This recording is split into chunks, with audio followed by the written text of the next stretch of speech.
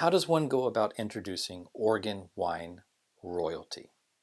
Today's guest has an email signature that says 37 Harvest and counting. This accomplished veteran has participated in harvest all throughout the world while growing up amongst the very first vines planted in the Ripen Ridge AVA. Please let me introduce to you Wynne Peterson-Nedry. I hope you enjoy this chat, and thank you so much for watching.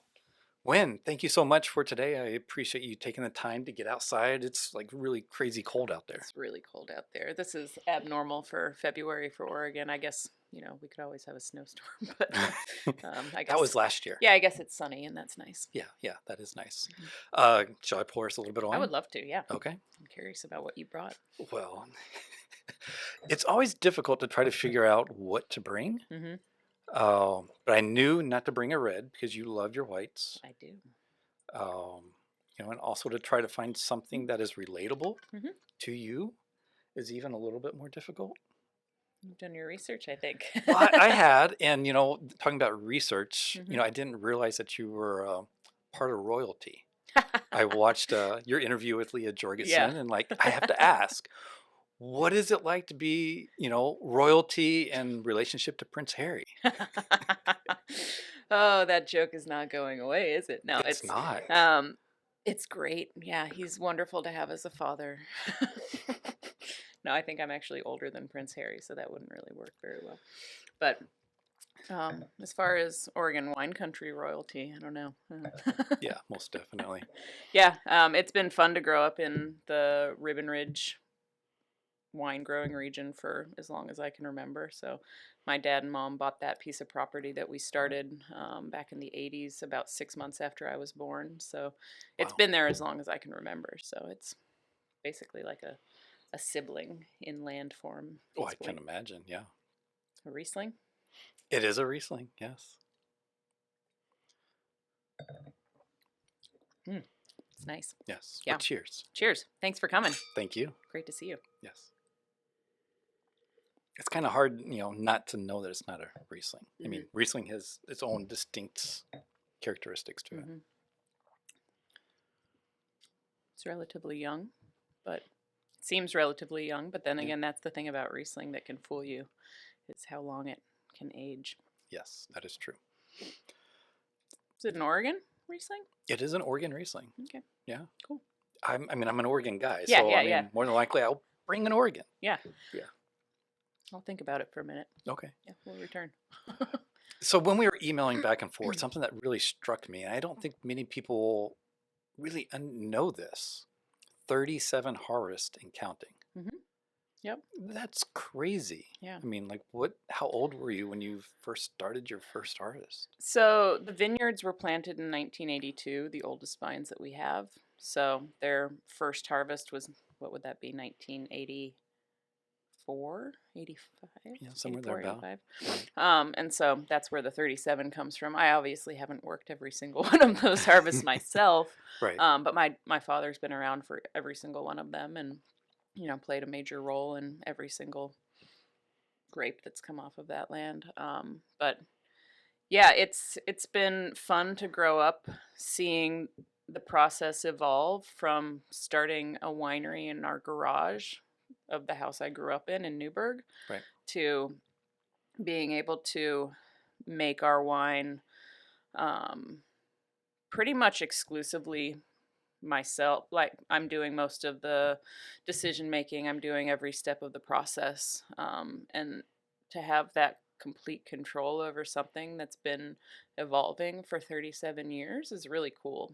So it's definitely experience over time and a lot of troubleshooting at some point. And I left Oregon for a number of years to try other things, get my bearings in the world on my own and, kind of explore other options. But it always brought me back to Oregon, having those deep roots in Ripen Ridge and having grown up there for all intents and purposes. So, right. Yeah, it's been an evolution of getting to know the land and knowing it probably as well as I know anything else in this world. Yeah. I imagine you were a little homesick when you actually left for that period of time. It was liberating, but I did miss every milestone that happened here that I wasn't here for. So I went to college on the East Coast in Philadelphia, Oh, and wow. my dad would send me care packages with, even though I was in college and might have been a year or two under legal drinking age, I would still get a bottle of wine here and there to share with my friends. And it Right, always made me a little homesick, but I knew that it was always there for me if I wanted to come back. So, right. being able to explore and do things and do harvest in Burgundy for 6 months and go to New Zealand and do harvest a couple times and spend time in California and learn about the wine industry there, which is, pretty much the pinnacle of U.S. wine industry. I disagree. I think Oregon's the pinnacle. It's becoming up there, but as far Yeah. as like old school Right, right, right. US, yeah. I knew I what you I meant. love your pushback on that though. I appreciate that because being a true Oregonian, I tend to agree sometimes. Yes. Um but yeah, learning from people that aren't right here, that Right. have a global perspective, that have perspective outside of Oregon, and then bringing that knowledge back here, I think was really important for me because I don't know, I learned a lot of my own feelings about wine and about what I wanted to do, and then to come back here, get back together with the family business, and then find out that a lot of my thoughts about winemaking and about what I like to drink and what I want to make really aligned with what my dad already had in place. Right. So, you know, maybe it's a genetic thing, and maybe it was me growing up loving Riesling because my dad always loved Riesling, or Right. knowing about wine because my parents were both in wine. So it could be that, but it could also just be that he was onto something for a long, long time. Could be. Yeah. I'm curious, right? You have always talked about your love for Chenin Blanc, Hmm. and when you planted it in 2020, spring of 2020, Hmm. you're like, you're going to have to wait a few years, but I've been waiting. I think you said like 10 or 15 years. Yep. Why did it take so long? And like, what was your obsession and like desire for Chenin Blanc? Um, Probably the time that I spent in France really got me on to Chenin Blanc. I did a harvest in a kind of an internship with the Confrérie du Testevin, the Chevalier.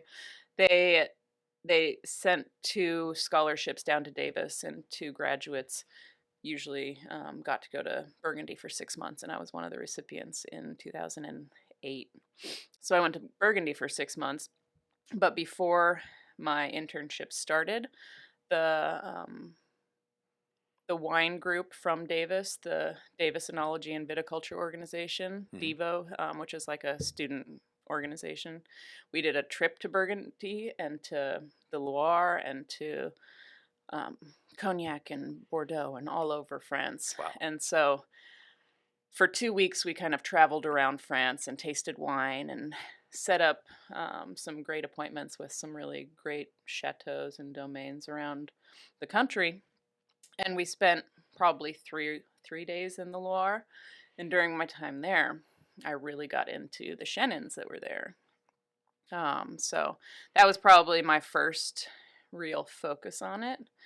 And then coming back to Oregon and knowing that there's so many great white wines here, but Chenin was very much underrepresented, made me want to see what we could do here in Oregon with it. So when I started back with my family business at Chehalem in 2009 as the assistant winemaker, it was always kind of in the back of my mind.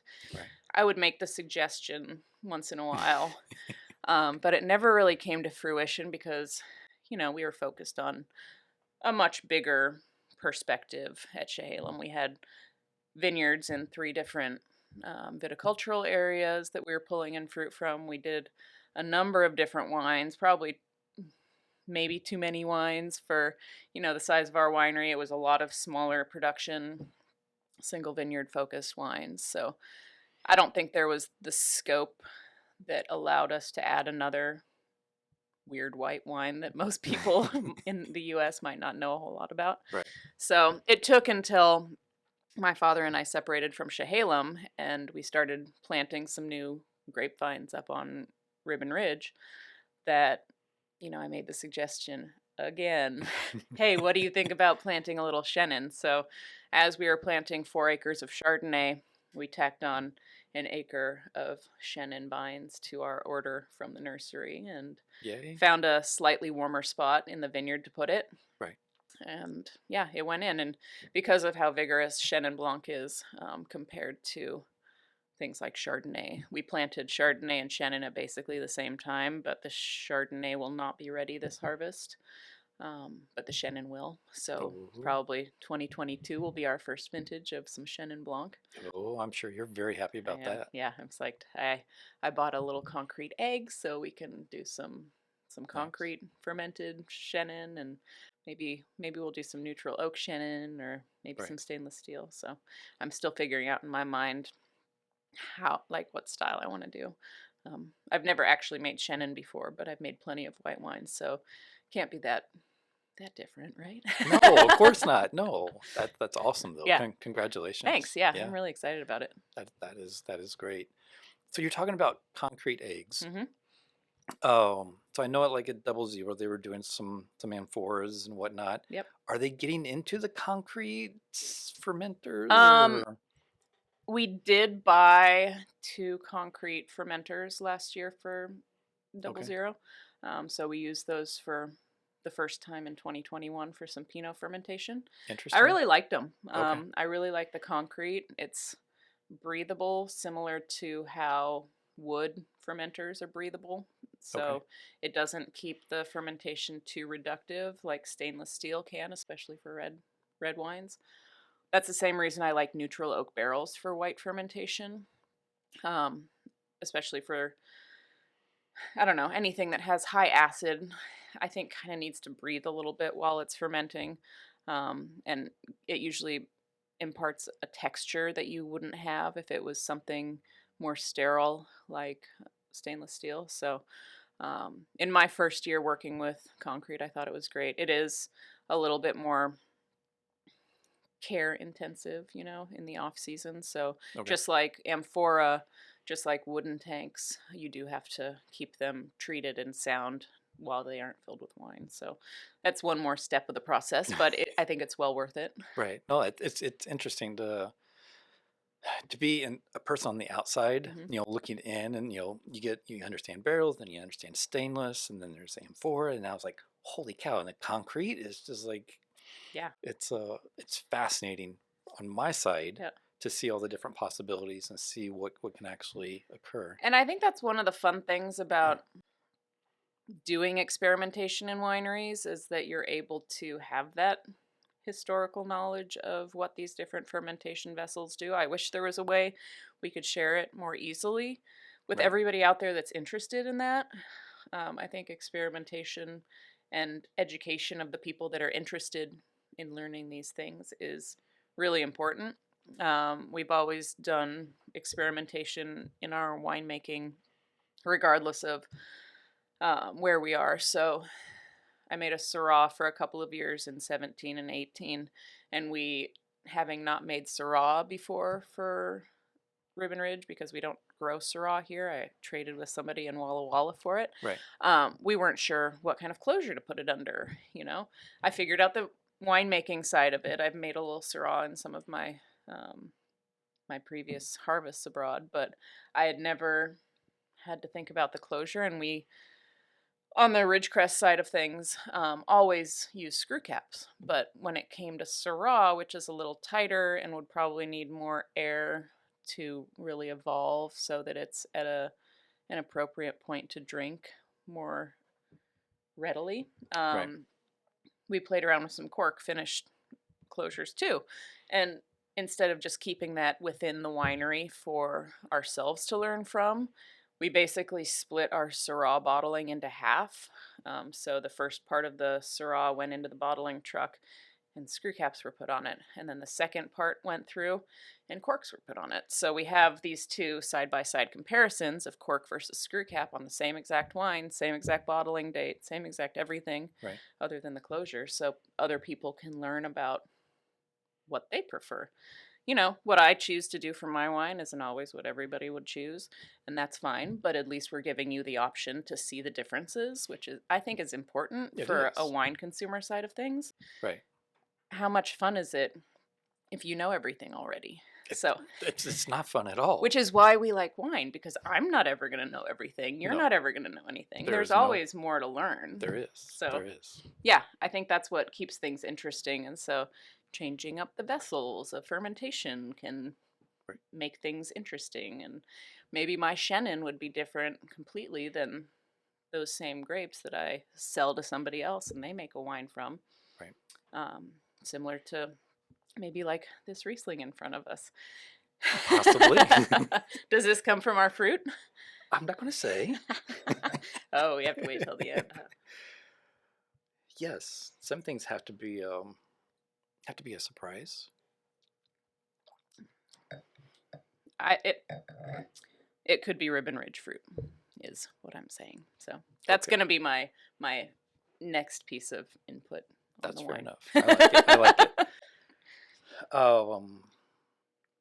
Talking about legacy, right? Mhm. You mean you went off, to kind of explore and figure out, then came back. Mhm. And I know your son's name is Julian, correct? Yes. Yep. I mean, he's going to have all of those same roots embedded inside of him as well. Mhm.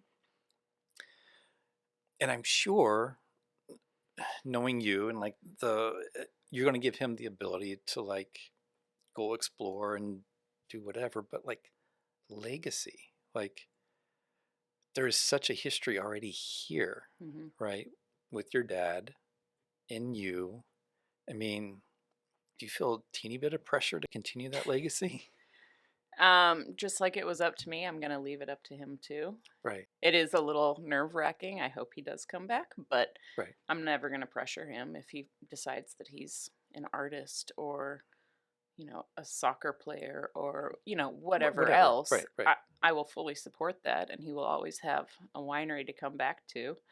Um, but yeah, it would be great to see it continue in the family. I hope that we can continue to build on the amazing space that we have up there and hopefully one day have a winery up there, maybe a residence. I was hoping to live up there at some point. I know my dad was too, but you know, things go at different paces than what we plan, and so we'll see. We'll see if that happens. And if it doesn't, it's not the end of the world. I mean, a place is temporary, and if it's meant to move on to somebody else at some point, then it will. But if it's meant to stay in the family, then I know he would do a great job with it. So he and Harry, my dad, share a birthday also. So I feel like their mentality and a lot of their personality traits will be fairly similar. So I know he would be driven and as attached to the land as the other, his predecessors. So Yes, yes. No, and I know that you would give him his own space to yeah, spread his own wings. yep.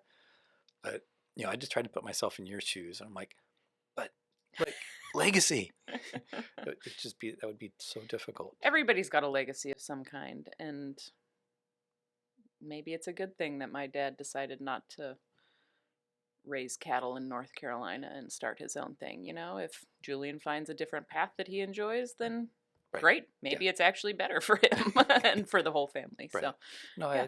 that makes sense. That makes sense. So the artwork on the Ridgecrest labels. Yep. I've heard you talk about, your dad doing the artwork, Mhm. and he barely takes any credit for it, and you're constantly kind of like, "But you did that. You did that." Mhm. What, like, how did that? How did you? I don't even know how to ask this question, right? Um, how did it all come about? I mean, did you see him like sketching stuff and encourage him to do the artwork? Was it his like own idea to do the artwork? Like, how did it all come about? I have always gotten his art as gifts. It's something that for birthdays and Christmas and whatever I have requested from him. He's always been a painter. He's usually been doing acrylic painting. He's done that since he was in high school to some extent. And so family vacations when I was young, he would always be like painting the lake that we were staying at, or Wow. drawing, or doing something like that that's artistic. And he's always had a passion for art. And at Chehalem, our first labels for decades, in fact, was a piece of art that he had found from a local artist that he loved. And so we continued on that art path for labels for Chehalem. And when we left, the RR brand had already been well established, the little circular label. But when we decided to start the Ridgecrest label,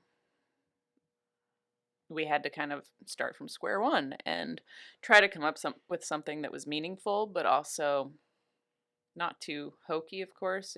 Coming up with a brand and a label is a lot more challenging because I don't have that mental capacity to do a lot of like design. I'm not a design person. I'm not as artistic as my father, but seeing the work that he's always done towards art and his passion for it led me to kind of steer my focus that direction. And he's always done these amazing pen and inks as far as, whether it's the background to a painting he wants to do, and so he sketches it out first and then fills it in with color, or whether it's just the pen and ink on its own. I've always loved those.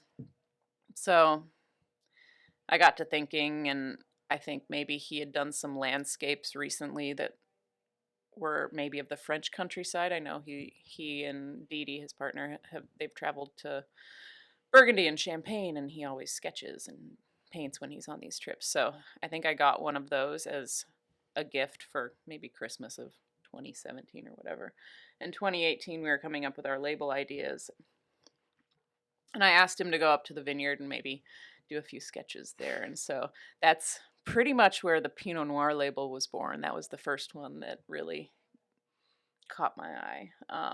And I asked him for his permission to use these as labels and to design a concept around them for our labels. And he was really hesitant. And he was like, no, I think I don't know if that's a good idea. He just got this award from the Oregon Wine Board during the symposium, and he talked in his acceptance speech about how he always liked to be in the background and he doesn't like the focus to be on him, and that's always been the case. He's been very humble about that kind of thing. So when I asked him to use his drawings as our label, he kind of did that, scoot around, try to find another option.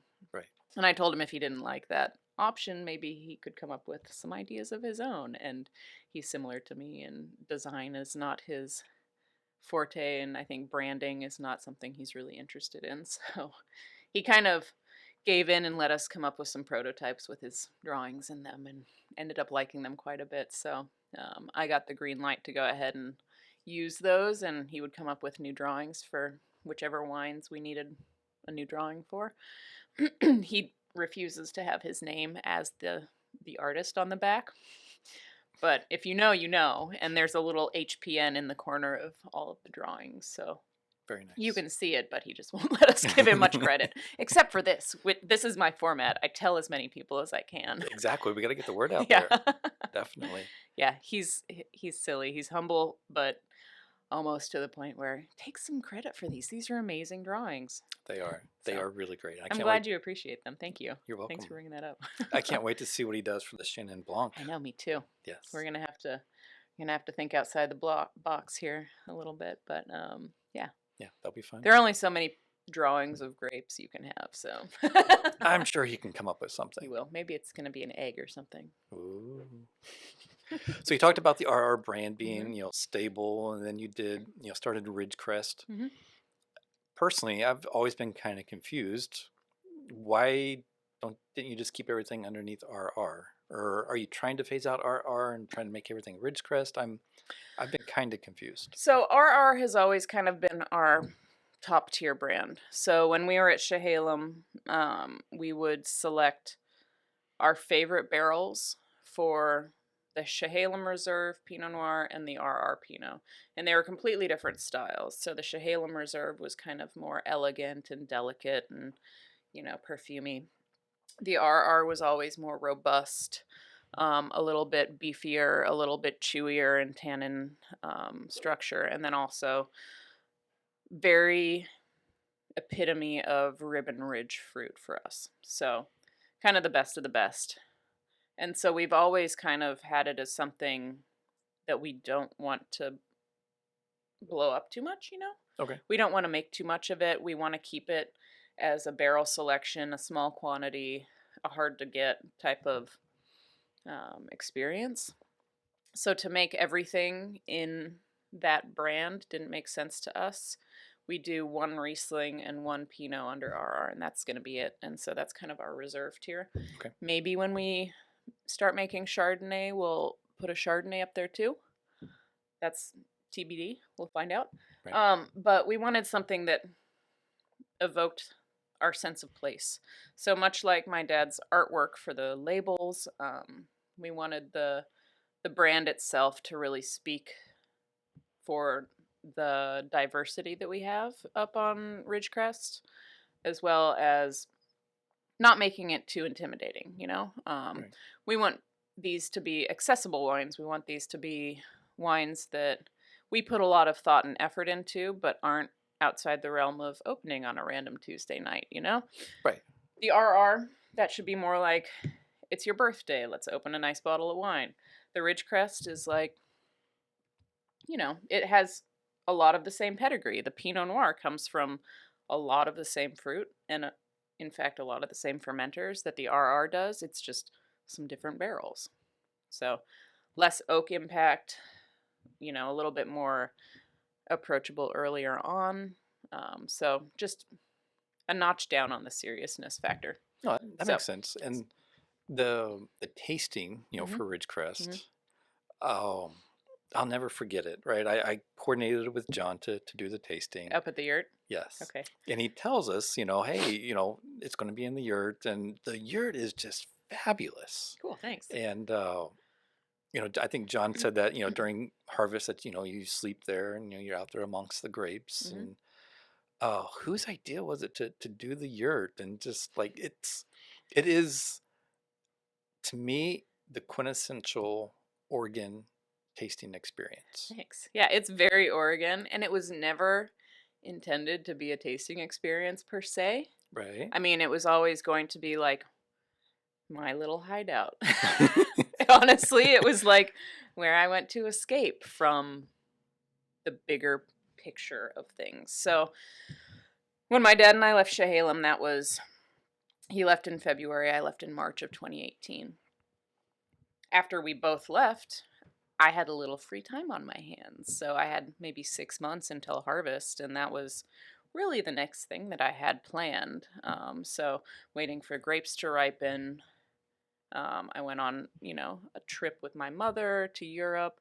I did some stuff around town here, got caught up on my sleep from, a good 8 years of working my butt off. And I had this idea that I wanted to really spend more time up on Ridgecrest, because that is the vineyard that we left to focus on. That is where the new brand was coming out of, and I thought to reconnect with this land a little bit more, it would be fun to have a place to stay.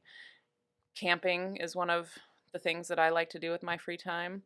I had a dog that loved being in the vineyard, and it sounded like there would be nothing better than spending a weekend in the summertime watching meteor showers or whatever up in our vineyard.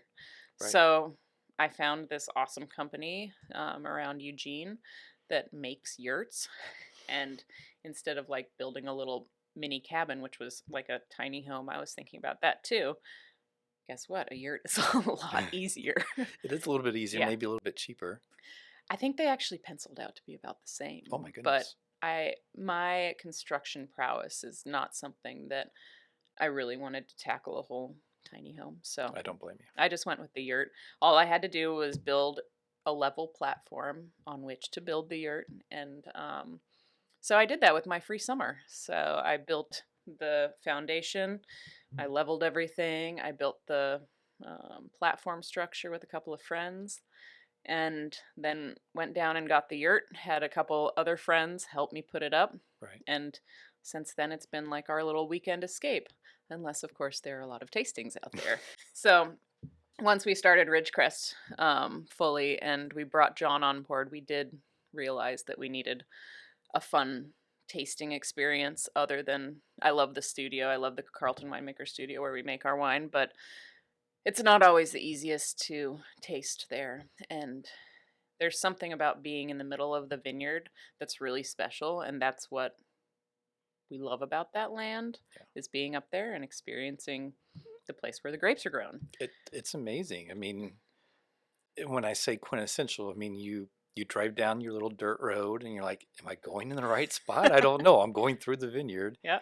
And John's out there waiting for you. You come to a big bank of trees, and then all of a sudden you're like, oh, there it is. Yeah. There's the yurt. And I didn't even know I was going to be tasting in a yurt, Mm-hmm. so that was even more of a surprise. Mm-hmm. That was, I'll never forget that. That was Good. amazing. I'm so glad you enjoyed it. Yeah. And it really helps that my partner Rob is into construction. He does home remodels as his profession. So we were able to put a nice porch on the yurt as well, and we're probably even going to expand that over the next couple of years and make it a little bit bigger and a little bit more accommodating. So hopefully there's more to come. Maybe even a second yurt. You never know. That would be amazing. You could like do an Airbnb or something for it. Yeah. Yeah. I would sign me up. I'll do it. Yurt camping party, multiple pods. That sounds fun, but it could also be a little bit of trouble too. Yeah, I know. That's why we haven't done it yet. I don't blame you. The PGI status that your dad has been working on. Mm-hmm. How long has he been working on that for? I think total, he started thinking about it around the same time that he helped apply for the viticultural the AVA status of, say, Ribbon Ridge and Chehalem Mountains and all of those. So those were all put in 2005, 2006. So about that same time, it was on his radar. And I think in going to a couple of the meetings of the PGI during whatever Provine or trips to Europe for sales and whatnot, I think it got on his radar as more of a thing that probably needed to be addressed soon. So from what I remember, and again, I was gone until 2009, so I wasn't here for all of that. He's been working on it since pretty much I got back to the U.S. From Davis and from Burgundy and from New Zealand. So I'd say 2009, 2010. And he really wrapped it up. He was supposed to go to Geneva the summer that COVID started. So he was going to present in front of the UN all of his work. And he'd already done it once before, but he was going back for a second visit during that time. So that was about 10 years later.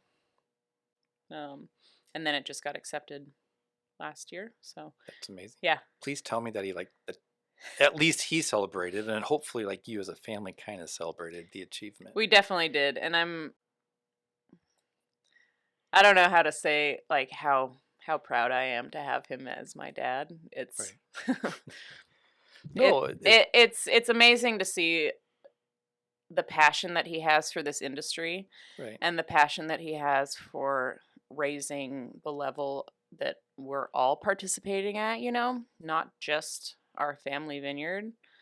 And this is something that he's always done, is almost, prioritize the valley and other people over what he's doing.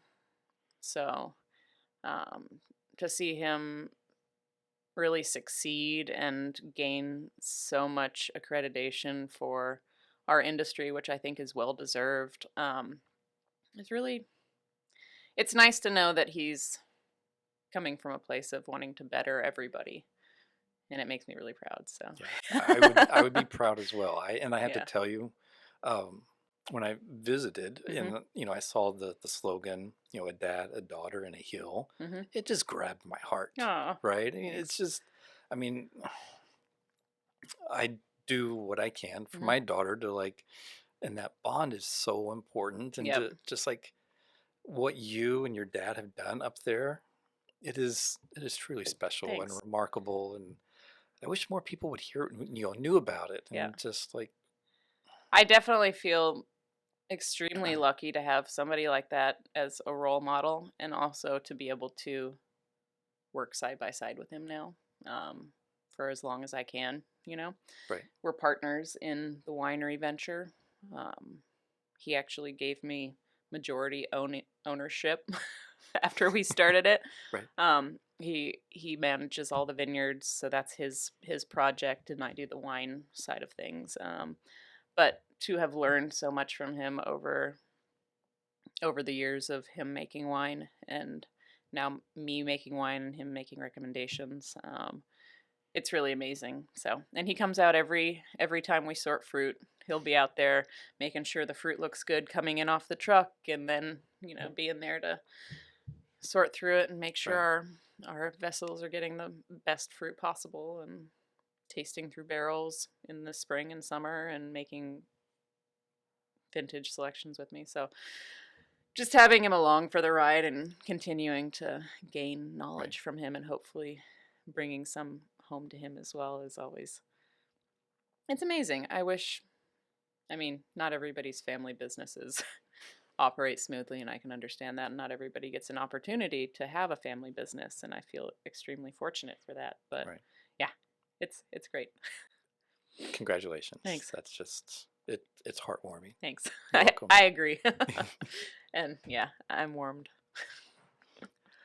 Um, I've heard that there was like a Riesling Group Mm, for the mhm. longest time. Mhm. Is it still around? Um so the Riesling Group, meaning the exchange of fruit that we Well, did, no, or just like it's the like lovers of Riesling? the lovers of Riesling would kind of get Mhm. together and kind of help one another out, Mhm. for Oregon Riesling and everything, and just like, That hasn't happened for a while. I feel like the smaller groups that used to exist in that capacity, similar to the Riesling group, there was a group called ORCA, which is Oregon Chardonnay Alliance, and so a bunch of people would get together and talk about Chardonnay as well, and that slowly evolved and um, has since disappeared. I don't know if these. I think these groups kind of fell by the wayside, perhaps, or got overshadowed by everybody's day to day busyness as the valley expanded and gained a lot more interest in new wineries in the past probably like 6 or 7 years, I would say. makes sense. So that group hasn't been together for a long time, but we did used to trade some fruit with Brooks and Mhm. with Trisatum and do like a little 3 by 3, 3 vineyards and 3 winemakers, and so it ended up being like a 9 pack of wine that we had made from each other's fruit, which was really cool. A land versus hand type of experiment. Again, with the experimentation being important. That was really really fun, and we haven't done that for since I left Chehalem either. So um, probably 2017 was the last vintage of that. I would love to start doing more of these things as I have a little bit more time. Having a 1 year old might not be the best time to try to tackle something like that, but maybe in a couple years when Right. he's a little bit more independent and on a normal schedule, we can start to branch out and do more collaborative things like that. But the collaboration that these groups brought and the shared knowledge that people had from participating in these tastings and sharing information with one another is something that I think is pretty unique to Oregon and something that I hope lasts forever. Um, I think that's the one thing about the Oregon wine industry that I hope never changes, even as we do get bigger, have, foreign entities coming in and buying properties. And I think those are all great things as long as the collaborative nature remains in Oregon. It may, I hope so too. Yeah. And I think that there will always be an undertone Hmm. of that collaboration, no matter what. Hmm. You just might have to look a little bit more Yep. Yep. for it.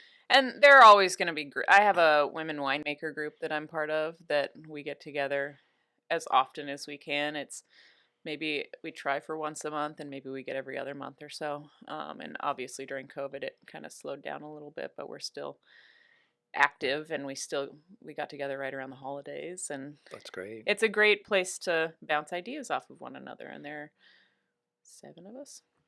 That's Yeah. great. I saw an interview that I think Oregon Wine put together Hmm. with you, Jessica Hmm. Mazeko.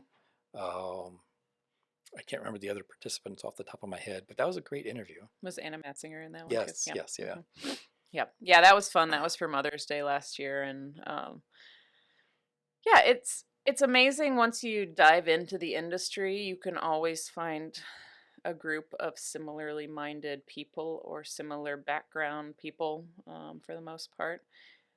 I know that a lot of the wine industry is white male dominated, and there's historical precedents for that, but I think the emerging BIPOC and the diversity, lots of women in the wine industry, especially in the production side, is really fun to see. And I think Yeah. Oregon embraces it better than almost anywhere else. As far as my women winemaker group and I have discussed, from what we can tell, we probably have a larger percentage of women winemakers and viticulturalists and cellar workers than anywhere else in the world. Yeah, no, it's amazing to So, see. I mean, yeah. it's uh, when I interviewed Jessica, Hmm. I didn't know much about her, Yeah. but as I started going deeper and deeper, I'm like, holy cow, She's amazing. she She's really is. great. And Yeah, she's another one of those people that's kind of behind the scenes a lot, even though she's running her own brand and making the wine. right. She definitely keeps a low profile. And I feel like sometimes when when you don't have the background in marketing or selling yourself, or you aren't naturally inclined to be a salesperson but you just love what you do so much, which I would probably put myself in that category.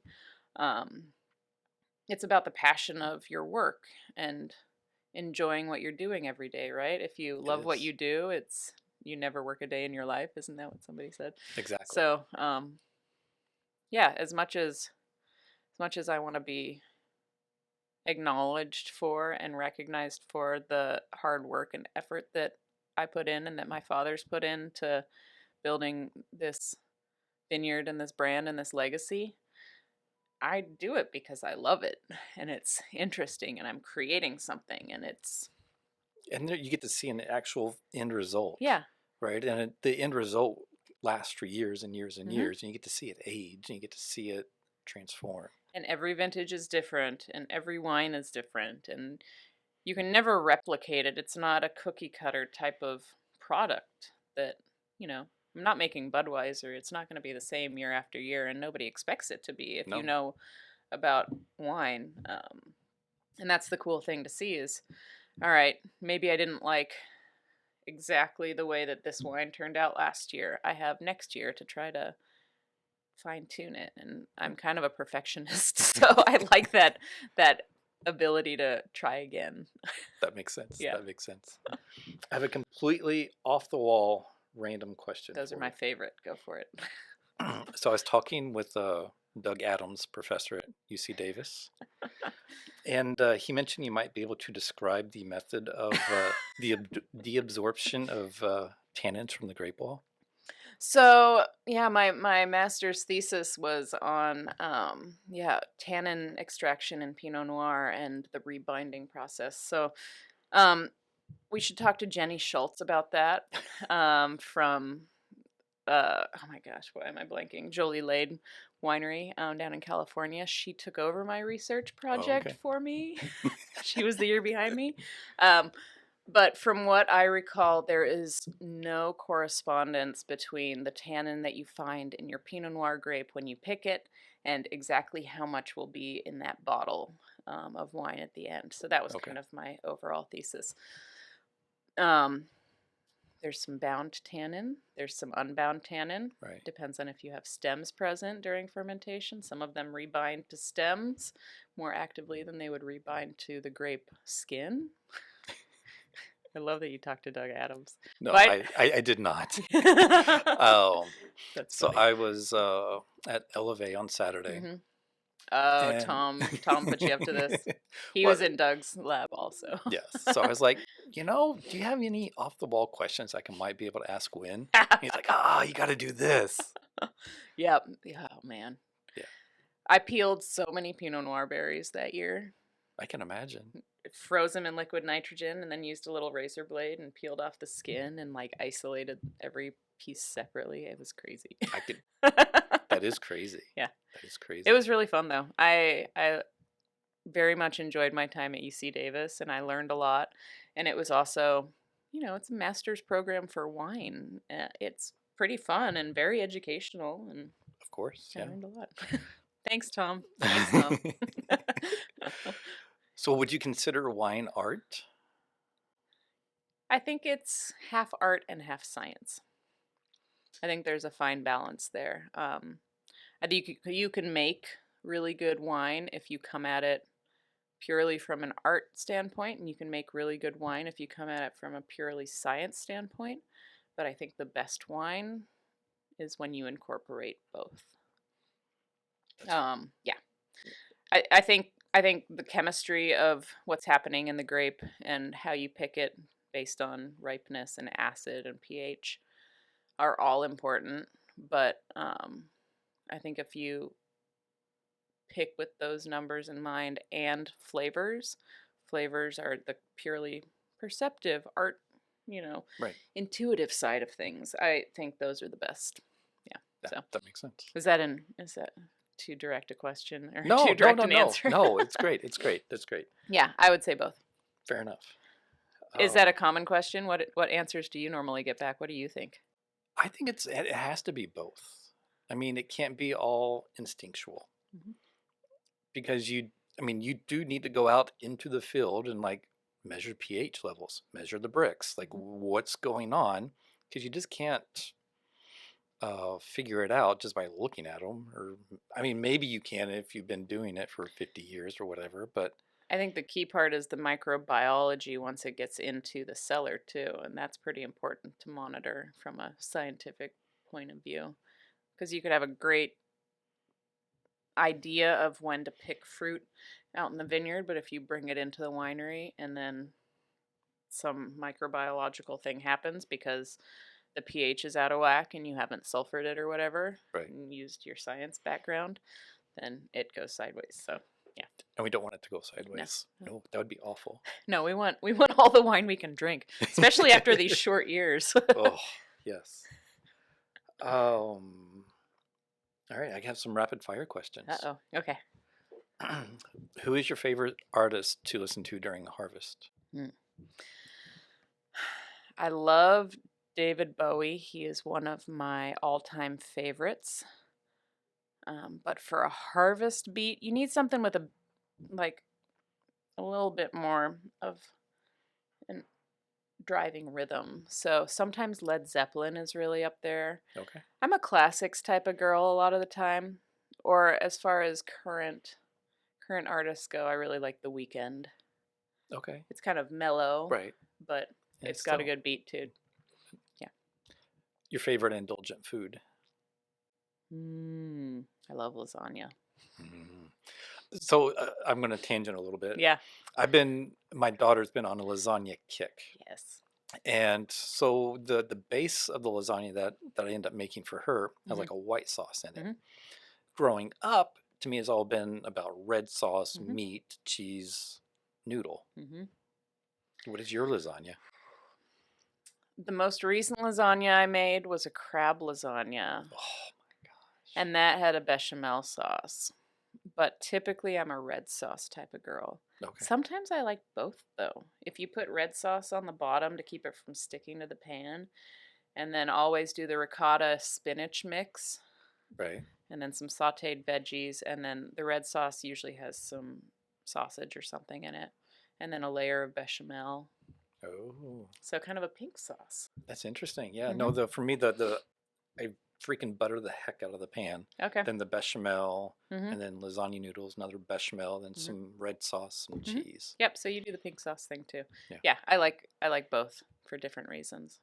Something like crab, you have to have a white sauce that you can't have red sauce with crab. No, no, I agree. I agree. That would be sacrilege. If you could choose a superpower, what would it be? I would want to fly. Oh, wouldn't we all? That'd Yeah. be amazing. Your harvest notes, are they digital or handwritten? Mm. The to-do list is handwritten, and then I put it into a record-keeping database that is on the computer. Can I ask what the database is? I use Ibis. Okay. Ibis is very old school Oregon, Okay. and a lot of people have maybe changed to a different platform, but I've been using Ibis for so long. And Hector, who is the owner and the creator of Ibis, is such a lovely man. Okay. So I use it so I can talk to him on the phone and figure out what I'm doing.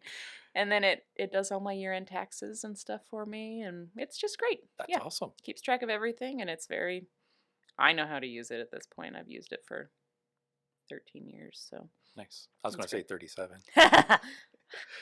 Yeah, I don't think I was we didn't have I- computers 37 years ago. No.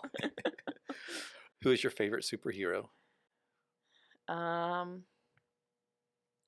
Wonder Woman. Nice. No, Syrah. Shira Oh was my favorite back gosh. when I was a kid. Wow. I Shira forgot about was great. Syrah. Yeah. Yeah. I'm gonna go Syrah. Nice. And then, what was the last book you read?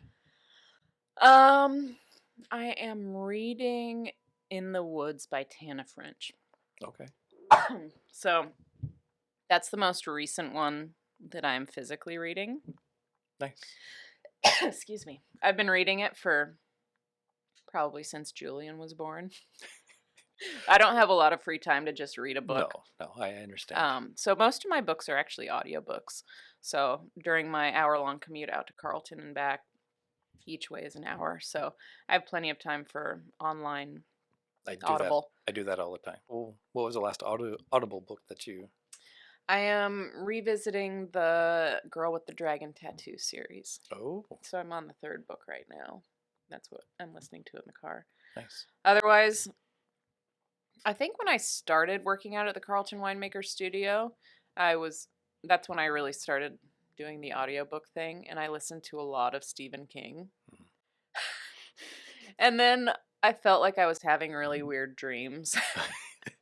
And it was maybe messing with my psyche a little too much. A little bit, it can happen. So now I pepper in the Stephen King. So I'll do like something different and like historical fiction, like All the Light We Cannot See. That was a really good one. And yeah, so things that aren't Stephen King peppered in with some Stephen King, so it's not too full on I get crazy. it. Have you done the Dark Tower series? I've listened to one of the Dark Towers, the first one. Okay. I haven't gone down the rabbit hole into that series quite yet. It is. So I started that series when it first started. Hmm. I think it took like 10 or 15 years for him to finish the series. Is it done? He's done writing it now? I think so. Okay. Yeah. Maybe I'll go into... I was wondering what I'm going to listen to next. And Rob and I share an Audible account. So Okay. everything that I download, he listens to also. So because he does construction and renovations, Right. he's listening to audiobooks all day long too. I can Probably imagine. more than me. So yeah, maybe I'll do the Dark Tower series. I think the first one of that was when I was like, this is getting me into a weird rabbit hole. It's not scary, No. but it is. It's like otherworldly and like Right. apocalyptic a little bit. Kind of like, did you read The Stand or listen to The Yes, Stand? yeah. Kind of Yeah. like that one. So I was going to say, so like, Randall Flagg in The Stand Hmm. is a major character in the Dark Tower series. And I think that's why I listened to the first one and I was like, okay, I'm going to have to dedicate a lot of time if I'm going to go through the whole series of the Dark Tower. So, Yeah, I want to read Eyes of the Dragon again, okay. which was more around the Merlin time frame. Yep. And Randall Flagg played an important role in Oh, that okay. as well. Cool. So, Have you done 11/22/63? I tried to do that one. That's one of my favorites. Okay, I'll do that one. It takes a little bit to get into it, but once you get into it, it's really good. I saw the movie. Yep. It's not as good. They never No. are, especially Stephen King. I mean, they're like 800-page books, right? So how are they going to encompass all of that into like even a mini series? Right. No, it's impossible. Yeah. It's impossible. Yeah. Give that one another shot. I think right. it's really worth it. I'll do that. Yeah. All right. Maybe on audiobook though, because then somebody else is reading it for you. I can do that. Yeah. I can do that. Shall I reveal the wine? Yes. Okay. So you're pretty spot on. Definitely Oregon Riesling. Definitely Ribbon Ridge. Yes. Ah. Yep. The Elevate Ridgecrest. I love that. Yes. Thanks, Tom. For real this time. Oh, here. Oh, and he does the IRF too. That's great. Yes. Yep. Awesome. I love it. It's Yeah. really good. It is. He does such a great job with the Riesling. He does. I love everything that he does out there. Mm-hmm. Did you go? Have you been tasting there? You said last weekend. Yeah, I went there on Saturday. Excellent. Yeah. Well, thank you for bringing this. This is a pleasure. Yes. Well, thank you. And it's for a great this. time to. Yeah, it's been fun to chat with you Yes, today. most definitely. Well, thank you again. Thanks. Yes. Cheers. Cheers.